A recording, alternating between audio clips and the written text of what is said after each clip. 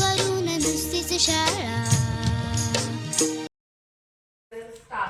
आणि तुम्ही सर्व कोण माझा मित्र मैत्रिणी. आज मला ज्यावेळेस शाळेमध्ये मी आले त्यावेळेस बघितलं तर टवटवीत फुलं दिसली मला, वेगळ्या वेगळ्या रंगाची असले तर. हो की नाही? मला असं वाटतं मी पंढरपूरमध्ये नाहीच आहे, मी एका बागेमध्ये गेलीये. तिथं सुंदर सुंदर फुलं आहेत आणि छोट्या छोट्या कळ्या पण आहेत बरं का इथं, गोडुल्या अशा. तर आज आपण, मला तुम्ही सांगितलं, डॉक्टर म्हटले की लगेच असं भीती वाटायला चालू होती. त्यांच्याकडे एक इंजेक्शन असतं. हो की नाही? सगळ्यांना इंजेक्शनची भीती आहे ना. मग आपण ठरवतो की आजारी नाही पडणार, सरांनी काय सांगितलं, मॅडमनी काय सांगितलं त्याचं तंतोतंत पालन करणार. बरोबर आहे? आरोग्य आपलं नीट राहायला पाहिजे. तुम्ही सगळी सुंदर फुलं बघून मला छान वाटलं की म्हणजे सांगायचं म्हटलं तर फुलाच्या काळ्या लिहिलेच नाहीयेत ना इथं. सगळे एकदम गोड आहेत फुलं. मला असं वाटलेलं की निदान निदान काळ्या तरी कशा असतील, पण काळ्या पण नाहीत. फुलं काळ्या सगळे छान आहेत. आता आपण काय विषय करणार आहोत, बोलणार आहोत कशाबद्दल? सगळे जर सकाळी उठलं की बिस्किट चालू होतं की नाही, आई बिस्कुट आणि चहा पाहिजे असं चालू होतं.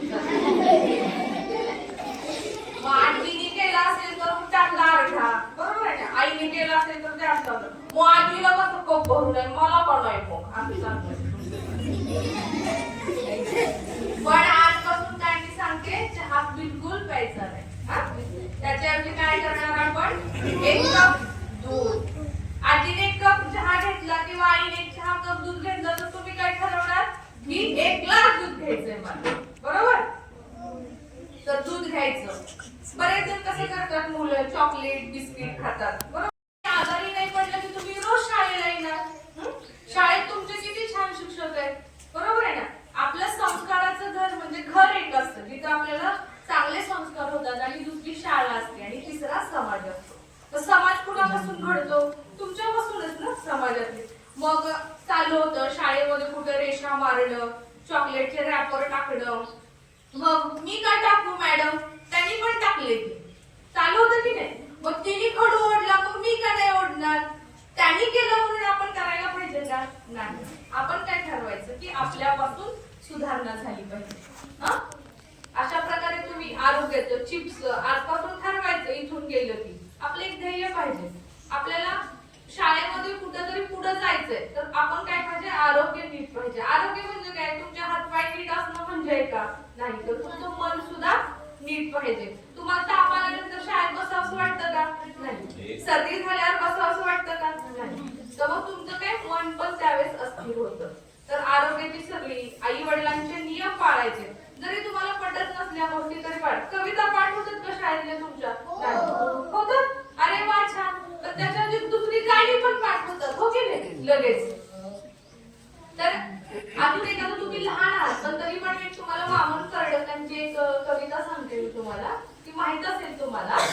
हेच हीच आमुची प्रार्थना, हेच आमुचे मागणे, माणसाने माणसाशी माणसा समवागणे, हीच आमची प्रार्थना, हेच आमचे मागणे, माणसाने माणसाशी माणसा समवागणे, हीच आमची प्रार्थना.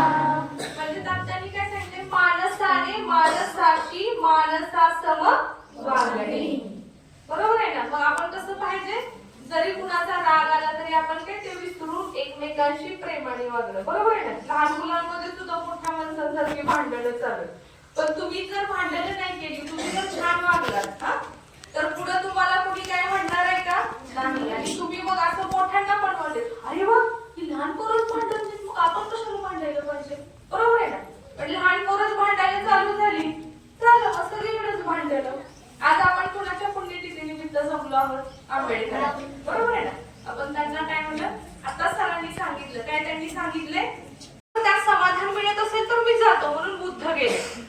बुद्ध निघाले होते असे रस्त्याने, एकदम शांत चित्ताने. त्यांच्याकडे बघितलं तरी तुम्हाला एकदम शांत वाटेल. आपण म्हणतो एखादी मूर्ती बघून शांत वाटतं, आपण मंदिरात गेल्यावर एक शांतता असते, तसं शांत चित्ताने बुद्ध निघाले होते. तेवढ्यात तो पुढे आला आणि तो जोराजोर हा हा हा हा हा हा म्हणला की आता मला शिकार सापडली. कारण त्यांनी काय केलेलं, 999 लोकांना मारून त्याचे जे करंगडी आहेत त्याचा हार बनवलेला त्यांनी गळ्यात, आणि तो गळ्यामध्ये हार घालत होता. आणि त्यांनी ठरवलं की आता 1000 लोक मी करणार, 1000 गळ्यामध्ये छोट्या करंगडीचा हार मी घालणार, बरोबर आहे ना. आणि तो 1000वा माणूस शोधत होते, तेवढ्यात त्याला बुद्ध दिसले. त्याला फार आनंद झाला, अत्यानंद झाला. म्हणजे तो एकदम नाचायलाच लागला की हा मला आता 1000, आपल्याला कसा आनंद होतो मार्क्स मिळाल्यानंतर, तसा त्याला आनंद झाला. आणि मग बुद्ध दिसले पुढं, आणि बुद्ध शांत होते.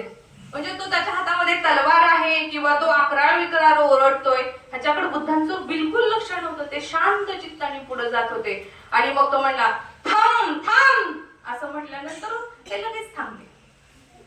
आणि त्यांनी हसून त्याच्याकडे बघितलं. तो म्हणे मी आज फार आनंदी आहे. म्हणे तुला माहित नाही मी कोण आहे, तुला लोकांनी नाही सांगितलं की मी कोण आहे, इथे मी राक्षस आहे एवढा हे, आणि इथं मी आलोय म्हणजे मी एवढा क्रूर आहे, लुटेरो आहे, तुला नाही सांगितलं कुणी.